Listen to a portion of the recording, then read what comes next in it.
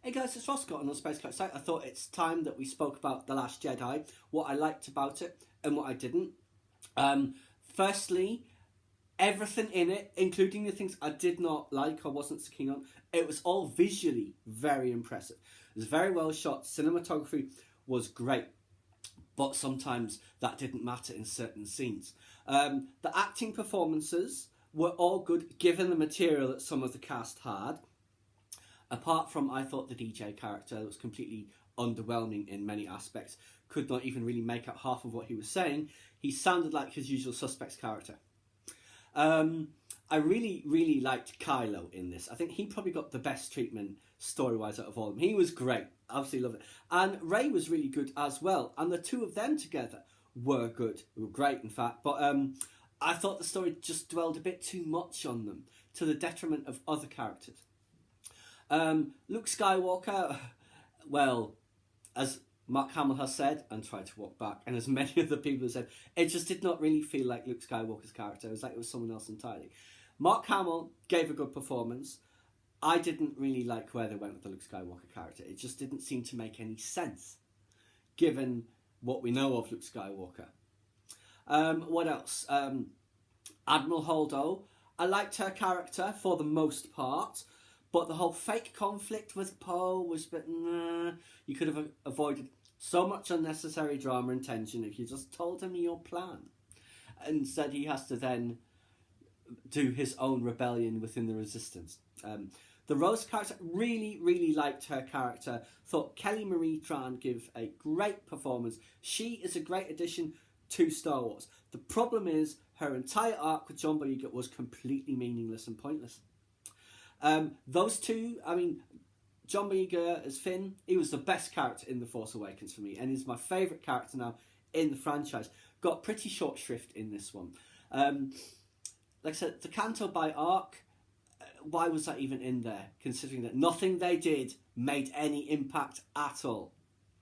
And even like Maz popping up, why was she talking to Poe, who she doesn't know, when she knows Finn? It was an odd choice. And the fact that you just kind of saw her as a hologram, it didn't look so great on the screen. What else? Well, of course, there's the Leia in space moment, which like I said, visually was very impressive, but as I went like, oh, in the cinema when that happened. The explosion on the bridge, her getting sucked out, that was genuinely jaw-dropping. I was like, what? Oh my god, they've killed her off already, but they didn't. And the whole Mary Poppins thing, it was just not... It was like prequel era level of cringe, seeing her do that. I said, no, this is ridiculous. What is she doing? Rian Johnson, have you even ever seen a single Star Wars movie? You certainly didn't watch The Force Awakens or read the script, because generally speaking, a sequel is meant to build on the film that came before it, not completely ignore it. It's like, even things like, say... when Rey hands over the lightsaber to Luke and he looks at it and he throws it away, he said, really? The last time he saw that saber, he was holding it. Darth Vader cut his hand off while he was holding it just before he told him he was his father. And this is your reaction. I mean, it did get a laugh, but it was a kind of a cheap one. And a lot of the stuff on the island could have been cut. The space cow, green milk thing... The fishing sequence, completely unnecessary. The mirror cave, don't know what was going on there. It just seemed to last an eternity. And she didn't learn anything. You didn't need that at all, given that Kylo says later, your parents were nobodies, which I really liked, by the way. I really liked that Rey's parents were nobodies. That was the most logical thing that they could have been, rather than a Kenobi or a Skywalker or whatever. It made sense. She was just from Jakku. Her parents were people from Jakku, and they were nobodies. And yes, that was good. I really liked that. I really liked that they killed off Snoke. I thought that scene was great. He's just going on and on and on, and you see Kylo doing this, and the lightsaber turns. And nah, he's going to figure out it's not going to happen. So, oh my god, it happened. And even then, when it first went in him, I thought, nah, he's not going to be dead. And then it cuts him in half and he falls over. Really liked that. I thought, however, the Praetorian Guards, they took a little bit of a time to respond to that. and they didn't seem to be that impressive in combat that I can remember. I have only seen the film once. I could be wrong about that. If or when, I assume, I see it again, I might have different opinion on that. But they didn't seem to be that effective. What else? The visuals of the burning curtain and all of that. That was very impressive. What else? The Force link between them. Interesting. I thought that worked quite well. Again, I thought maybe they dwelt on it a bit too much. Like they dwelt on the island a bit too much, although it was great seeing Yoda again. At first he looked a bit odd, but then he seemed to look more normal. Well, not his behaviour, of course. But it was great to see Yoda.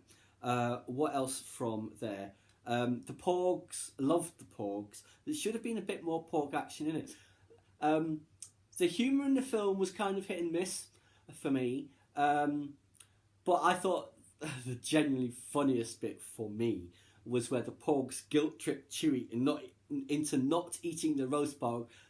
That was hilarious. Because literally it looks like a roast porg with its little feet sticking out. It wasn't you, don't worry. And it didn't get eaten. But yes, that's some of the things I liked, some of the things I didn't. Like I said, the Canto Bight arc, completely pointless. The casino, it felt more like being on the holodeck of the Starship Enterprise than being in Star Wars. I understand Rian Johnson wanting to show the galaxy isn't just good and bad, and these are the people who are responsible for a lot of the misery, the arms dealers, and all that. But the problem is, Star Wars doesn't do nuance. It's good guys versus the bad guys. These are the good guys, these are the bad guys. The good guys will win eventually, you know? And everybody knows that. That's why it works so well, because it's a relatively simple formula. When Star Wars tries to do nuance, it ends up in Senate debates and trade negotiations.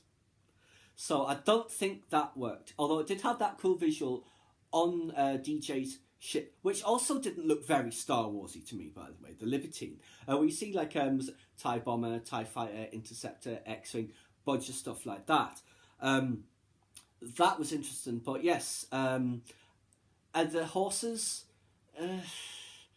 very CGI, and the land speeders didn't look spacey enough, if you know what I mean. They just looked like flash cars. And they all looked like they were wearing tuxedos to go to the opera, which I suppose they were, but it didn't look Star Warsy enough, that sequence, I thought. And what else? I did really like the iron coming into land on the Supremacy, you know, the fake out, you think it's a spaceship, and it's just none. I thought that worked very well.